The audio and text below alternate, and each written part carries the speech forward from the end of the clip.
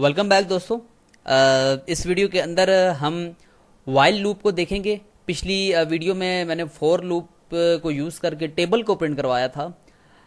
तो याद रखिएगा, यहाँ पर मैं टाइम कम होने की वजह से इतनी ज़्यादा प्रैक्टिस इस पर नहीं कर पाता। मेरा काम है कि जस्ट आपको बेसिक नॉलेज किसी भी चीज़ का प्रोवाइड करना, फिर आगे आपकी अपनी एफर्ट है, अपनी आपकी मेहनत है कि आप उस पर कितना वर्क करते हैं। लेकिन फिर भी जब हमारी लूप्स इंशाल्लाह एंड हो जाएंगी, हम उसके बाद एक वीडियो मैं मज़ीद इस पे बनाऊंगा इसी कोर्स के अंदर ही, जिसमें हम जो लूप्स होंगी उन पे प्रैक्टिस करेंगे, डिफरेंट जो हमारी कॉमन प्रॉब्लम्स होती हैं उनको सॉल्व करने के लिए। तो इसके अंदर हम क्या करते हैं, पिछली वीडियो में हमने फॉर लूप को यूज़ करके टेबल बनाया था। उसके बाद पहले हमने हार्ड कोड टेबल किया था, फिर हमने उसको इंडिपेंडेंट किया। अब दोनों काम हम क्या करते हैं कि वाइल लूप से करते हैं। तो हम क्या करते हैं, यहाँ से हम इस पर क्लोज कर देते हैं। हम अभी मेन के अंदर हैं, इंट को हम यहीं पे रहने देते हैं। हम इंट यहाँ पे हम कर देते हैं आई। अब ज़रा देखिएगा उसका स्ट्रक्चर क्या है। वाइल का सेम आपने एक कीवर्ड लिखना है, ऐसे ही जैसे मैं लिख रहा हूँ।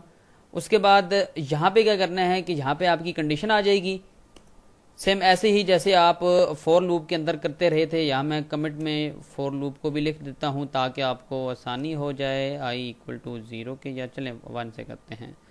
आई छोटा है या इक्वल है 10 के, और आई प्लस प्लस, हम यूं ही करते थे। अब ये देखें, यहाँ पे हम क्या करते थे, कंडीशन मेंशन करते थे। यहाँ पे हमारा इंक्रीमेंटल आता था, यहाँ पे हम इंक्रीमेंट करते थे हर एक हाइड्रेशन के बाद। ये खुद ब खुद लूप इसको करती थी। तो इस केस में क्या होगा कि कंडीशन यहाँ पे आएगी और इंक्रीमेंट जो है हम उसको खुद से यहाँ पे लिखेंगे और सेमीकोलन। यहाँ पे हमने कंडीशन लगानी है। हम कहते हैं आई हमारे पास छोटा है या इक्वल है 10 के, तब तक चलो। तो यहाँ पे हम सेम उसी तरीके से सी आउट करवा देते हैं। पहले सिंपल हम आई को ही प्रिंट करवाते हैं ताकि आपको पता चल सके। सेम उसी तरीके से हमने सी आउट यूज़ की। सी आउट यूज़ करने के बाद हमने आई को आगे लिख दिया। हम इसको रन करते हैं। एक ही लाइन में देखिएगा 1 से लेकर 10 तक ये नंबर को प्रिंट करवा देगा।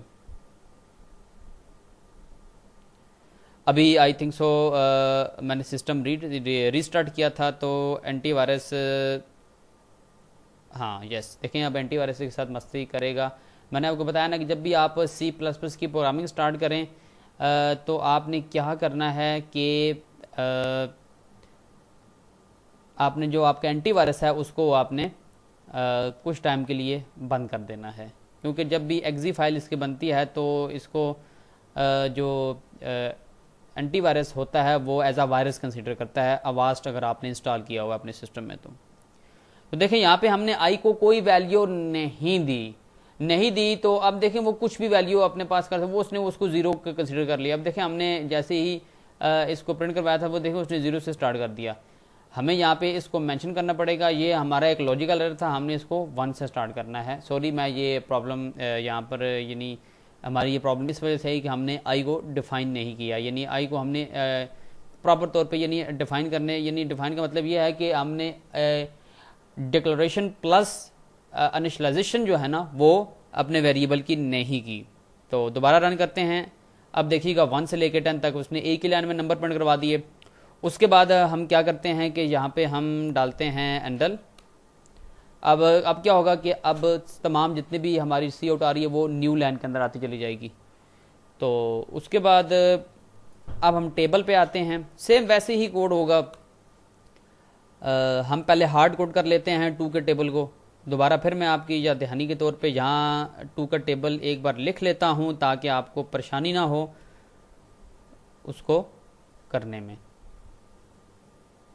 तो इसमें देखें हार्ड कोड क्या चीज़ है। ये चीज़ हार्ड कोड है हमारे पास। आई हमारे पास आएगा, उसके बाद इक्वल आएगा हमारे पास, और उसके बाद आई इंटू 2 आएगा, और उसके बाद लास्ट पे एंड लाइन हो गया हमारे पास। सेम अब हम इसको रन करते हैं। हमारे पास एरर क्या दे रहा है, हमने सी आउट नहीं लिखा, सॉरी।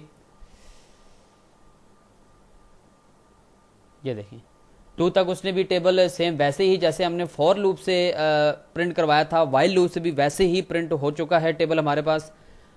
अब देखें इसकी जो है जो वर्किंग है वो थोड़ी सी फॉर लूप से अलग है। फॉर लूप में अब देखें सेम अब उसी तरीके से ये क्या कर रहा है कि उसमें देखें लिखने का जो मेथड था वो उसका अलग था, और इसमें देखें लिखने का मेथड थोड़ा सा अलग है। इंक्रीमेंट सेम वैसे ही हो रहा था जैसे फॉर के लूप में हो रहा था।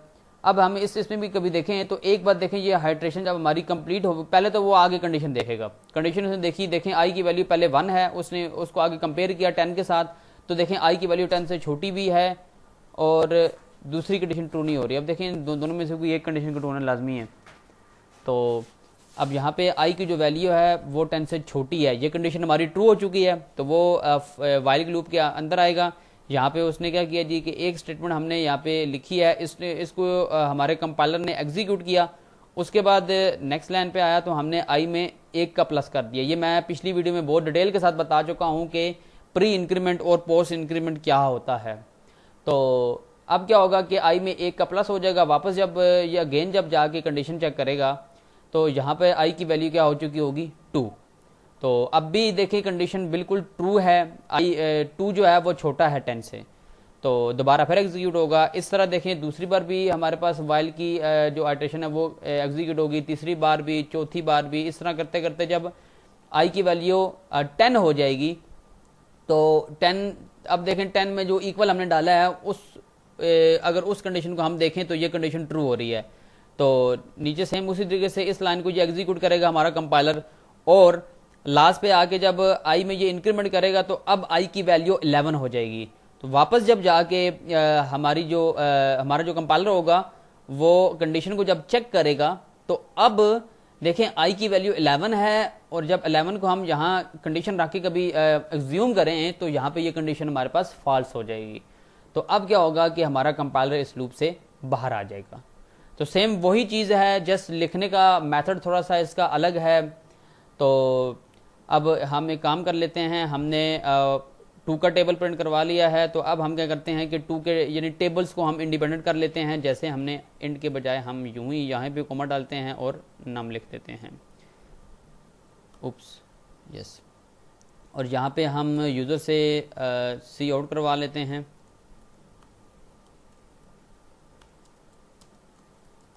यानी जो भी नंबर वो इंटर करे तो उसी का टेबल प्रिंट हो जाए। तो यहाँ पे सेम ऐसे ही आपके पास सी इन आ जाएगा। स्ट्रीम एक्सट्रैक्शन ऑपरेटर हम लगाएंगे इनपुट लेने के लिए, और स्ट्रीम इंसर्शन आपको पता ही है कि डिस्प्ले करवाने के लिए हम यूज़ करते हैं। तो यहाँ पे हमारे पास नम आ जाएगा। अब यहाँ पे हमने आगे क्या चेंज करना है, यहाँ पे हमने नम डाल देना है, और सिंपली यहाँ पे 2 की बजाय भी हमने नम कर देना है। इसको सेव करते हैं।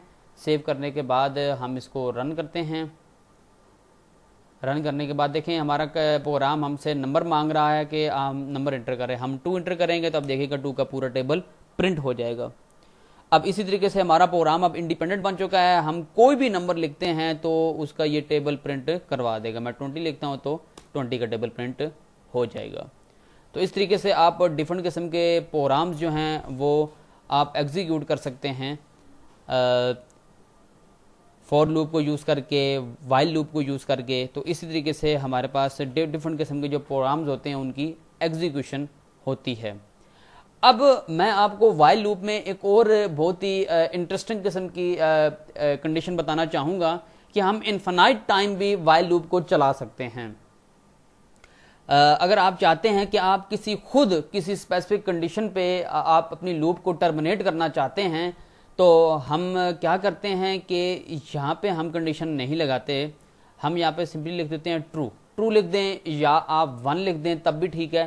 तो वैसे ज़्यादातर ट्रू लिखा जाता है, आप ट्रू लिख दें। अब देखें अब हमारी लूप जो बन चुकी है वो इनफाइनाइट बन चुकी है। अब देखिए अगर मैं इसको रन करता हूँ तो इसकी कोई लिमिट ही नहीं है कि कहीं पे जाके ये टर्मिनेट हो सके। अब ज़रा देखिएगा, मैं यहाँ से इसको रन करता हूँ, जैसे ही नंबर इंटर करूंगा ना तो ये स्टार्ट हो जाएगा, इसकी कोई लिमिट नहीं आएगी। ये देखिएगा, ये देखें ये कितनी तेजी के साथ आगे जा रहा है। आप देखें टेबल करते करते करते एकदम से, क्योंकि इसको अभी हमारी लूप को किसी किस्म की कोई टर्मिनेशन की कंडीशन नहीं मिल रही है ही नहीं, हमने लगाई नहीं है उसमें।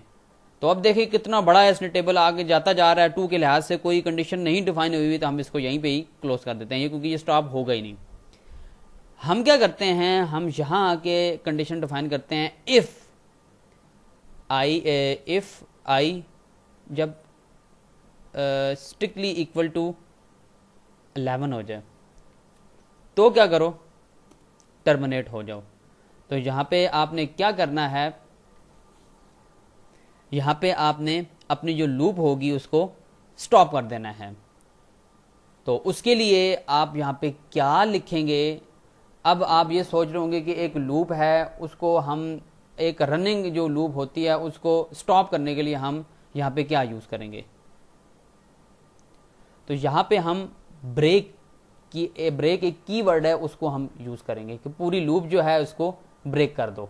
अगर आप दो लूप्स के अंदर हैं, चले हम इंशाल्लाह नेस्टेड जो लूप है इंशाल्लाह उसको भी देखेंगे कि नेस्टेड लूप जो है उसको हम कैसे यूज कर सकते हैं। लूप के अंदर लूप जो होती है हम इंशाल्लाह बबल सॉर्ट को बनाएंगे, आगे हम इंशाल्लाह एक प्रॉब्लम हमारी आएगी जिसमें हम नेस्टेड लूप को यूज करते हुए जो बबल सॉर्ट होगा, यानी फॉर एग्जांपल आपके पास जब हम अरे पढ़ेंगे तो अरे के अंदर ये चीज़ें आएंगी। अरे के अंदर हम इंशाल्लाह लूप्स को करेंगे, 2 डायमेंशन जो लूप है वो हम इंशाल्लाह यूज़ करेंगे अरे के अंदर, जब भी हमने नंबर्स वगैरह को सॉर्ट करना होगा। इंशाल्लाह आगे चल के बहुत सारी चीज़ें हम सीखेंगे।